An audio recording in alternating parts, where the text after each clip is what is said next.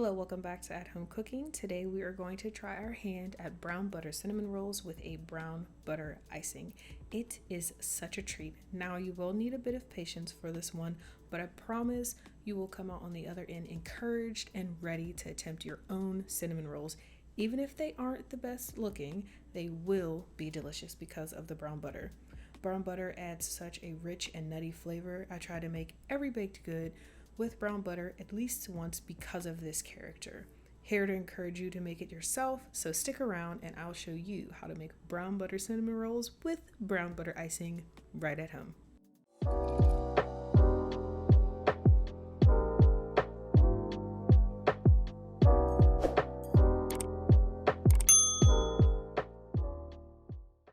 Hello. So today we are making brown butter cinnamon rolls, or at least giving it our best attempt. Let's get started. First, we are going to melt 1 1/4 cup of butter and then allow that to brown. Once it turns an amber color and it has a slight nutty smell to it, you now have brown butter. It's that easy. I'll do a more in-depth video of brown butter in the future, going over all the delicious benefits, but for now this will do. Remove it from the heat, place it in a glass bowl or container. Be sure to remove all the brown bits from the bottom of your pan, set it aside, and allow that to cool slightly. Next, we have to warm our milk so we can activate our yeast. Pop 1 cup of whole milk into the microwave for 2 30-second bursts or until your milk reaches 110 degrees. If you do not have a thermometer and you need to figure this out, insert a clean finger into the milk, and if it is warm enough to let your finger sit there without pulling it out, you know you're good to go. Once your milk is nice and warm, add in 2 1/4 teaspoons of instant yeast or 1 envelope. Give your yeast a few moments to dissolve, and then I like to whisk it a little bit to encourage that dissolvement. To a glass bowl, add in 3 room temperature eggs to ensure there are no shells in your yeast mixture. That's a big no-no. Add your eggs to your yeast mixture and then separate 2/3 cup of your cooled brown butter and add that into the mixture as well. You want to whisk that until everything is incorporated, and then you also want to set that to the side. Now we're going to get everything added into the bowl of a stand mixer or just a large glass bowl for hand mixing, which it will take some effort, but it is possible. However, I love my KitchenAid and it does all the work for me. And yes, the mixer sits on the countertop and I clean out the bowl before every use. Next, add in 4 1/4 cup of all-purpose flour, 1 1/2 cup of granulated sugar, 1 tablespoon of cornstarch, and a pinch of salt. Attach your dough hook if you're using a stand mixer and mix on a low speed, giving your ingredients a chance to mix together, and then you will gradually pour in your milk and yeast mixture, allowing the dough to come together. Make sure you're occasionally stopping to scrape down the sides and the bottom of your bowl until the flour is incorporated. This should take anywhere from 3 to 5 minutes. Once the flour and yeast mixture has come together, you can turn up the speed to medium and mix until the dough is smooth. I look for the dough to kind of pull away from the sides of the bowl. This should take about 10 minutes or so. However, in my case, I don't know what in the chemistry was going on in the kitchen, but it would not come together. If this happens, just add in a tablespoon of flour at a time until it does finally come together. I don't completely understand the science behind this, and I've looked into it a little bit, and this can be due to a number of factors such as moisture in the air and temperatures, so we just have to be patient.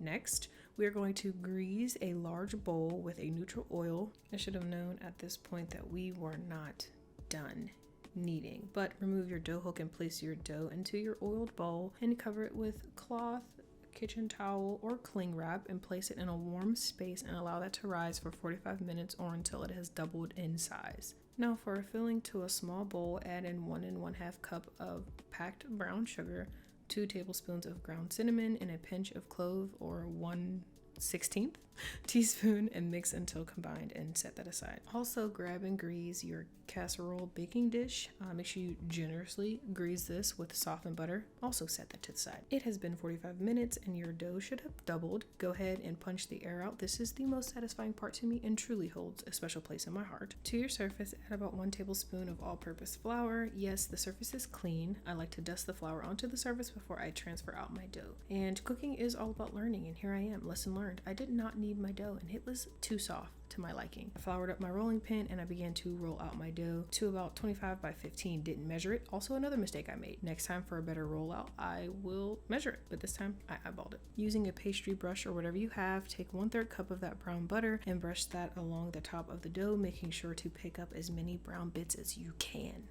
Then generously but evenly sprinkle your filling mixture over the top of that brown butter, and now we will roll.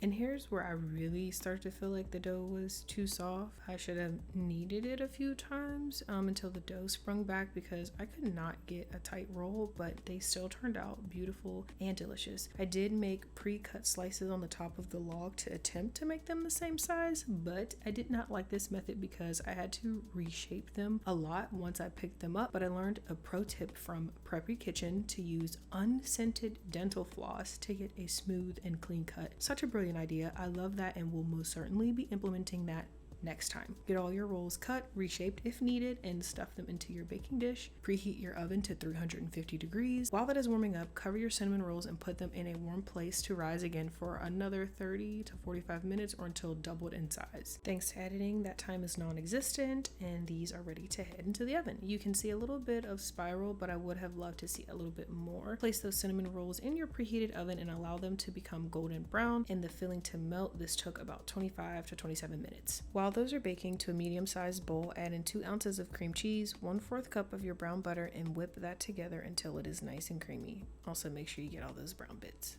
Now for a little sweetness, add in 1.5 cups of sifted confectioner's sugar, 1/2 cup at a time until it is nice and incorporated. Add in 2 teaspoons of vanilla extract or vanilla bean paste. I use bean paste because I love the speckles. Finally, add in 3 tablespoons of heavy cream or whole milk to thin it out just a little bit. Our cinnamon rolls are all done and it is time to take them out and let them cool slightly, but the smell in this house right now is so amazing. Once slightly cooled, at your discretion, ice your cinnamon rolls in whatever fashion you fancy.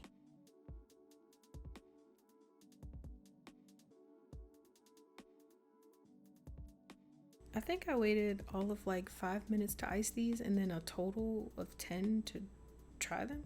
I just couldn't wait to eat them. Let us pray. Dear Heavenly Father, thank you for this food that you've allowed me to prepare and eat. I ask that whatever nourishment it has, that you would allow it to nourish me and keep me strong. Thank you again, Lord, for your continued grace and mercy. I pray over those, Lord, who are lost and don't know the truth. I pray that they might be saved and come to the knowledge of the truth, that Jesus Christ died on the cross for their sins.